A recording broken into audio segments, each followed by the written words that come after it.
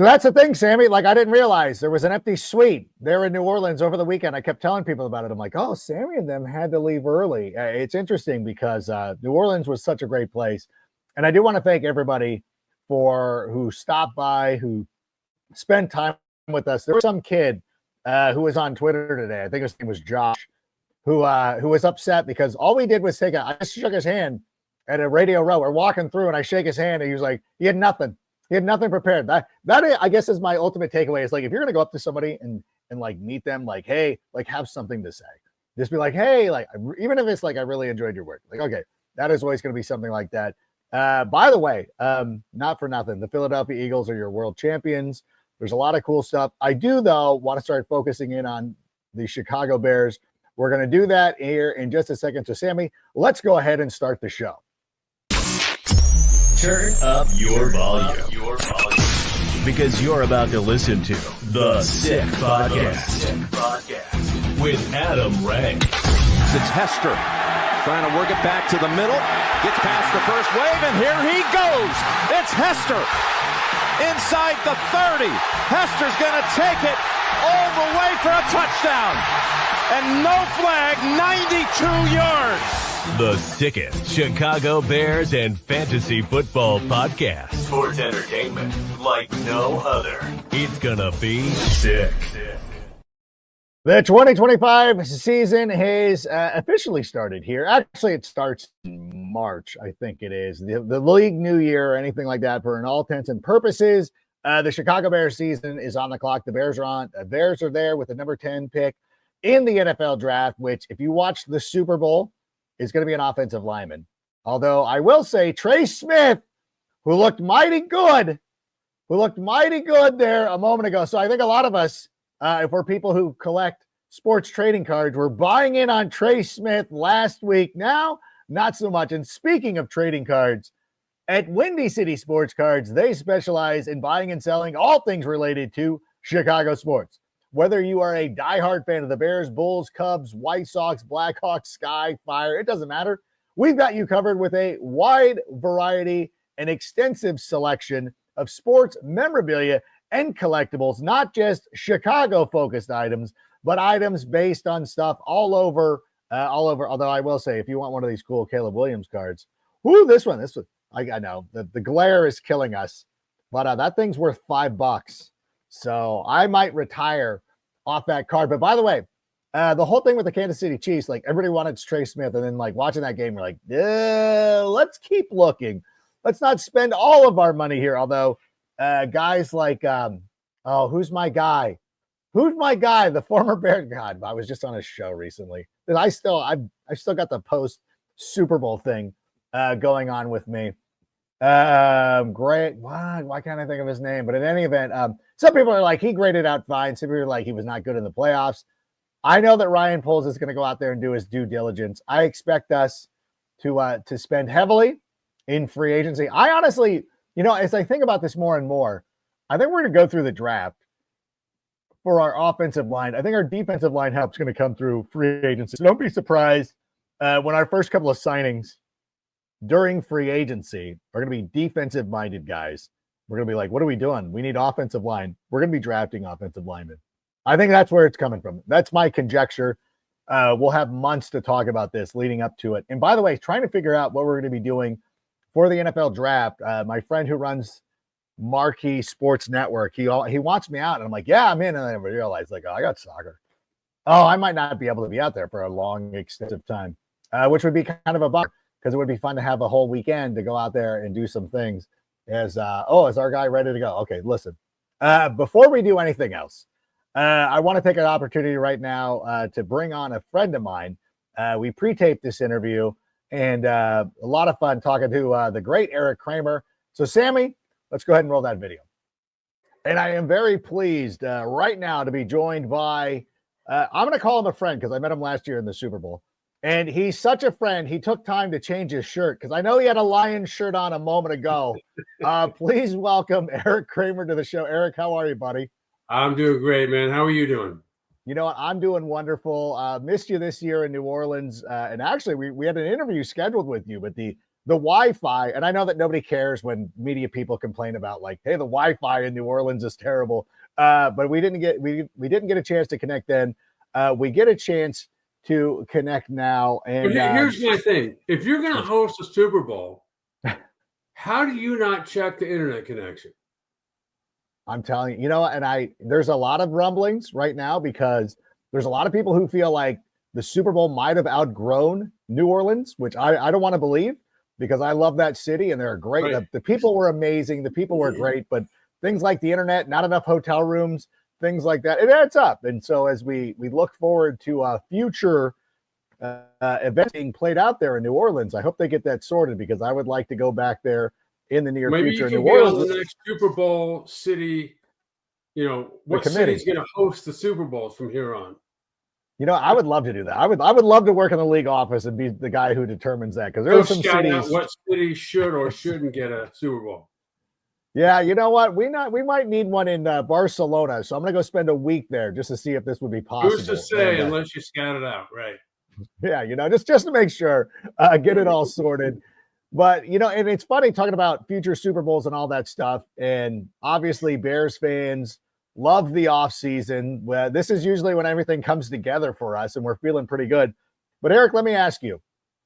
With the hiring of Ben Johnson, and I know this hurts you as a former Lion, but it's got to thrill you as a former Bear. How do you feel about the acquisition or the hiring of Ben Johnson? Well, I love it because if you remember during the season when he became, sort of the hot topic about where coaches might end up going, one of the first things, if not the first thing he said was, "I'm not going anywhere unless that team publicly acknowledges what they've been deficient in doing themselves." Yeah.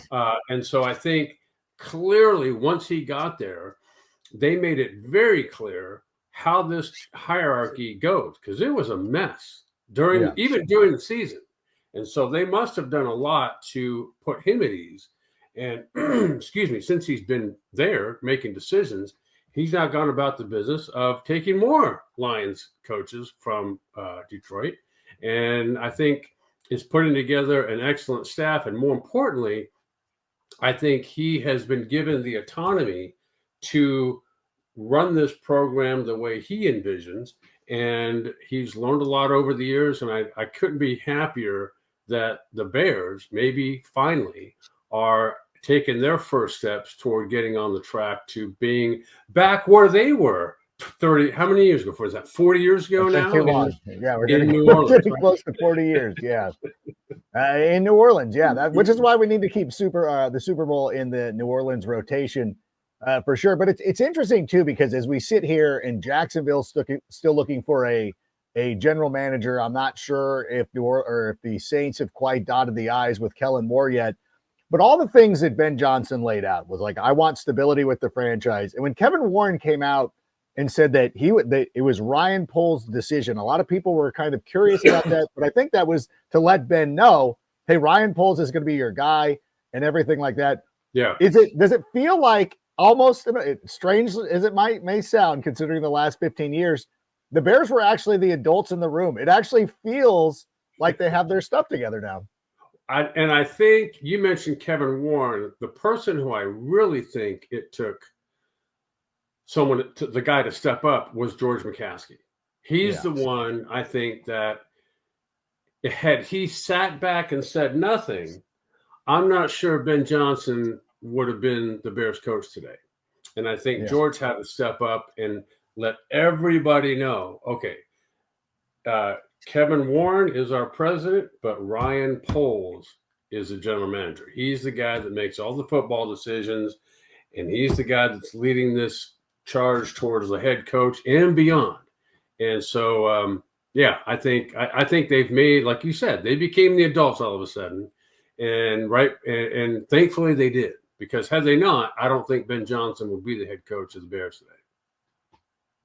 No, I agree with you 100%. And believe me, I've been taking my victory laps because I've been defending the McCaskies for, years now and saying, listen, sometimes these families are, the family-owned teams, whether it's the Hunts that we saw in the Super Bowl, the Ford family, which has done a great job with Detroit over the last couple of years. It's taken some time for some of these families to step up, join the modern age, of NFL football, but it appears the Bears are there. Obviously, the hiring of Ben Johnson is a small part of what is going to make this team successful. Last year, they drafted Caleb Williams with the number 1 overall selection. Had a pretty good season at over 3,000 passing yards. And listen, as well as anybody, over 3,000 passing yards, 20 touchdowns for him. What were your impressions of his first season with the Chicago Bears? Well, I think it was dealing with all of the chaos that was around him, and seemingly at least didn't let it. I know it had to infect him or affect him in some way, but he didn't let it affect his performance on the field. What was impressive to me is how many interceptions did he have? Like 7 or 8? 6. 6. 6. All right, perfect. And so he didn't let what was going on around him affect his decision-making. Now, what I'm hoping that Ben Johnson helps him do, and TJ Barrett, is to kind of take that next level and see, not just read defenses, but anticipate throws, and maybe more importantly, is to be able to manipulate defenders. There's always one. There's one key defender on every coverage that is you're going to put him in conflict, and being able to kind of make him make the wrong decision wherever he goes. That's going to be Caleb Williams' next step in his development, because going all the way back to college, the guy holds the ball too long, period. Yeah. And so, you can have the greatest offensive line in the world, which right now is Philadelphia's. And if you hold the ball too long, bad things are going to happen. And so hopefully, again, what Ben Johnson and his staff bring will hopefully be speeding up, Caleb Williams's process for ultimately getting the ball out of his hands accurately to the right guy. How much of that is dependent on the offensive line? Because as we watched the Super Bowl on Sunday, as many of us did, there were times where it felt like Patrick Mahomes was holding on to the ball a little bit too long. And so you're like, hey, this looks weirdly familiar. I've seen a lot of too long for him was 1.3 seconds. So it was like that the young dads all got together and played all the young kids in the neighborhood, and Patrick Mahomes, he was on the young kids team. So I don't care how great of a quarterback he is. This goes to show you this is not a quarterback-driven league. This is what it's always been. It's up front, both sides, offense and defensive lines. And if your guy's bigger, more athletic, and more physical, you win. And Patrick Mahomes, in my opinion, watching the two different quarterbacks, it was like watching the guy, as soon as the ball was snapped, running around for his life. They had guys that were, running backs and tight ends chipping defensive linemen on their way out, which gives you less guys to throw to. But it wasn't amounting to more time to throw. And then you saw what Jalen Hurts was never pressured. And you saw Jalen Hurts do what he's been doing all year and every year he's been in Philadelphia, which is, he's a great combination of athlete and passer. He threw for over 200, I think 220, and then ran for 72. Both had a touchdown in running and passing. And I just think that that just goes to show you that, you can, for years, I'm not sure even now, does Green Bay have a first-round receiver? No. They have loaded themselves over time with offense and defensive linemen. And that's where the game's won and lost. Another team that you didn't mention in there when you were talking earlier, now I lost my train of thought. There was one team in particular that jumped out. Anyway, the Ravens do a nice job with their offensive line, too. They do. Yeah, there's some other teams out there. Now, when you talk about, but Caleb, holding onto the ball too long, is that a correctable thing? I mean, obviously we hope that it is, but is that, because I know that's what everybody's pointing to, like, he escapes the pocket too quickly. Is that correctable with the right? Here's the perfect correctable example. So a friend of mine, Mike Kofer, was kicker in college where I went to NC State. He ends up going to the 49ers. And so when Montana and Young were there, and Steve Young would go, now, mind you, Mike doesn't know a thing about what they're doing offensively or defensively. He's a kicker. So he goes, Poor Mike. Steve would go, Mike's taking straight. Steve would go, why am I not playing? And Mike would go, well, here's what I see. I see when Montana has the ball, it goes 1, 2, 3, 4, 5 balls out. You're 1, 2, 3, 4, 5, pause, ball comes out. Well, when Steve Young was playing, that's when I was playing. And he was the standard for getting the ball out of your hands quick. So can that be improved? Yes. But it's part Caleb Williams recognizing in others what they do running the offense that he runs. And it's part Ben Johnson and TJ Barrett setting a standard for this is what we do and how we do it. We just need Cairo Santos to walk up to Caleb at some point and be like, "Get rid of the ball," and we're gonna be good. No, that's perfect. I like what Ben Johnson also said about tailoring the offense to Caleb Williams' needs. As a former quarterback, how does that feel when you hear that? When you hear those dulcet sounds saying something like that instead of a coach trying to wedge in a system and making the quarterback fit to it? I get it. And I get how everybody kind of goes, well, we do need to do that. Well, here's what you need to do first is that there are basic fundamentals to every offensive and defensive system. And so once you get good at those fundamentals, then the things come out where Caleb Williams does things that other people just don't. But you can't base your offense around that. You just can't. It's simple things like understanding how coverages work. And so when you keep staring at a guy who's covered, because you're staring at him longer is not going to mean he's all of a sudden now going to open. So learning how to get your feet and eyes to move through the progression quickly and efficiently. And then in that process, then you start to build the fundamentals of getting the ball out of your hands. But you're not just throwing it nowhere out of your hands. You're actually throwing it to the right guy in time. And then eventually you get to learn how to move people around. And then after that, then we've all seen what Caleb can do once he kind of gets out of the pocket and run around. But it starts with the basic fundamentals first. And I think to answer your point about Ben Johnson saying, okay, we're going to let those things come out. Well, yes, you will. But then you're also going to have to drop back and throw, a speed out on time where you're in the pocket, not outside the pocket. Mm-hmm. Yeah. What do you do when you're Ben Johnson and you go up? Like, what's the first thing you got to work on with him? Like, if you want to get him to be on time, what's the first thing that you got to work on with him? Well, what I just said. So you have to run, you have to go through, as you're introducing the different routes. Yeah. Okay. And you start throwing them. You're not always throwing to read number one. And so how to get off of number one efficiently onto number two, then on to number three. And there's a little process there's drills for how to do that. And so I think that, that's what you do. And it's just building, the solid foundation first, which in my opinion, Caleb at this point doesn't quite have down yet. And then once you get that first floor built, then you start moving up to the second floor and so on. And I think then over time with little to no coaching, this is what was produced this year, which was pretty effective in most cases.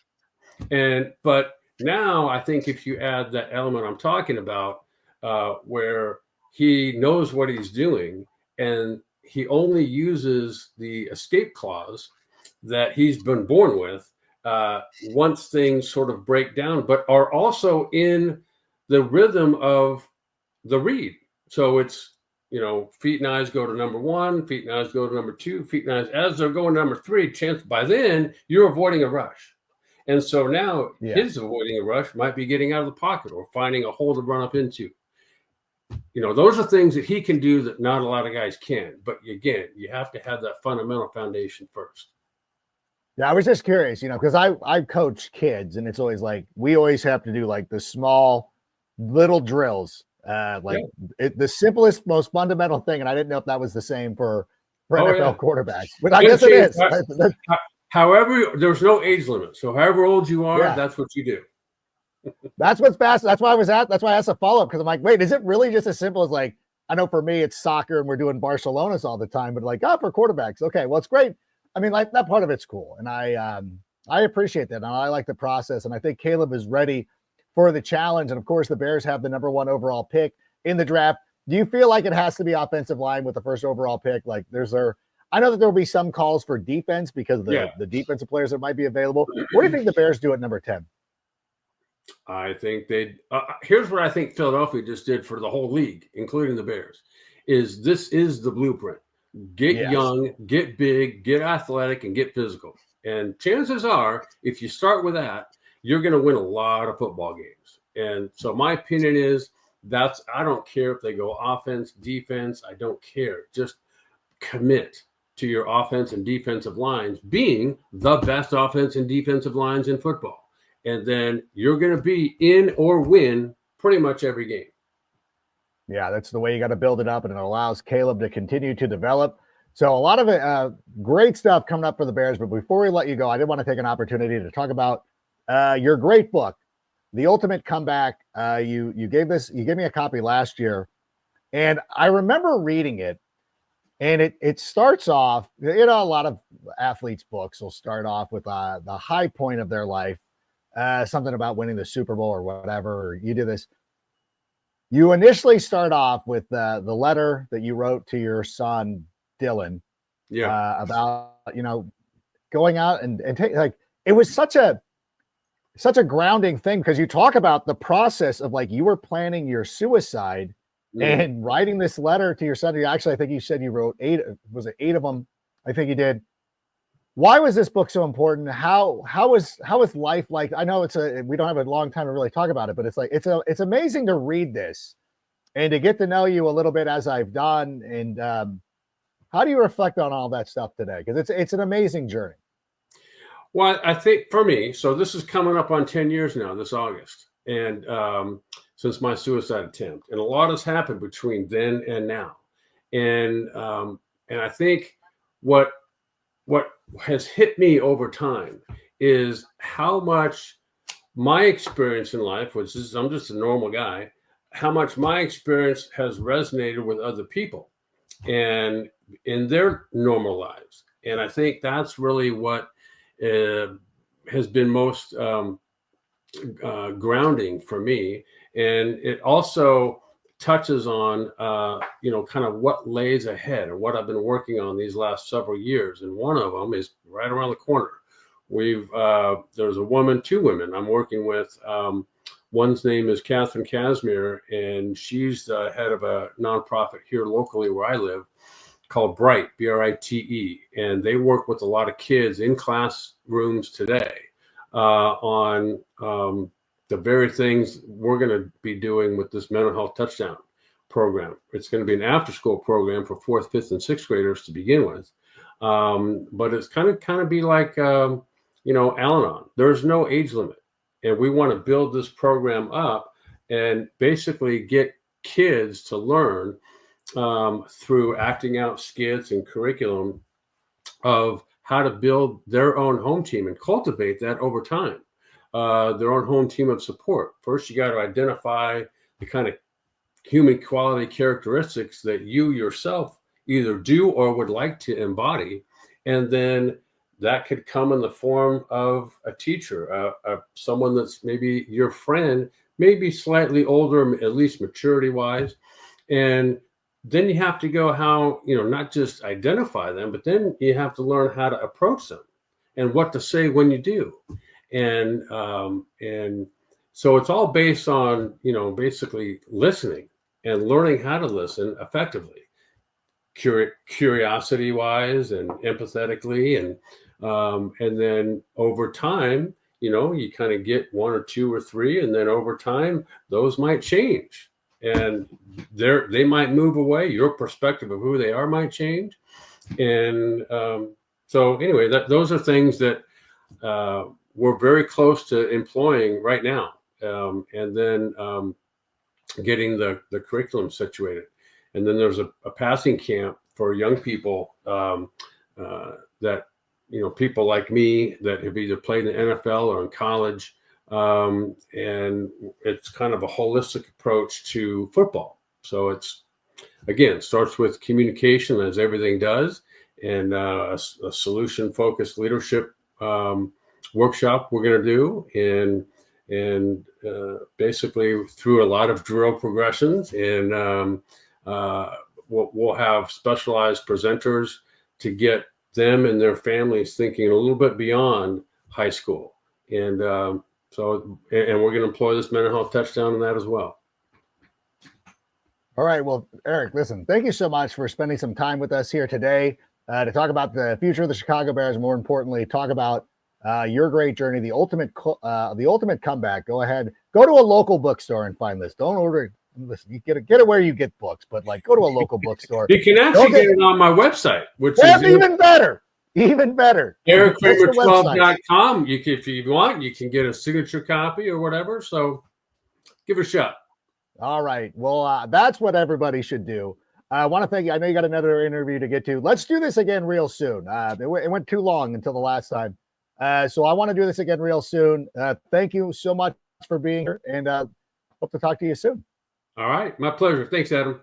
Yeah, an amazing interview. And again, I implore, go to his website, go to Erik Kramer's website, buy an autographed copy. If he didn't autograph mine, next time I see him, I'm going to have, is it weird to go up to one of your friends, be like, hey, do you mind autographing the book? It actually is really good. And anybody, again, mental health is such an important thing here with young men and women. Really something that you shouldn't shy away from. Read Eric. It's it's such a good read. I'm probably going to read it again. It's very moving. He gave it to me last year. And so I read it on the plane back from the Super Bowl in Las Vegas, part of it on the Super Bowl, coming back, sitting in the airport, reading it, which is exactly what I needed when I was coming off a great Super Bowl experience. But in any event, read Erik Kramer's book. Check that out. It's so funny too. I meant to bring this up to him, but we're running out of time, and we were talking about his book at the end. I always do that. Everybody knows the joke that I do by now, where I always talk about the three best Bears quarterbacks in my lifetime being Jim McMahon, Jay Cutler, and Walter Payton on the halfback option. And no BS, most people will be like, what about Erik Kramer? I'm like, yeah, Erik Kramer really was good. But he was always a lion to me. I mean, he was a bear. Erik Kramer was really good.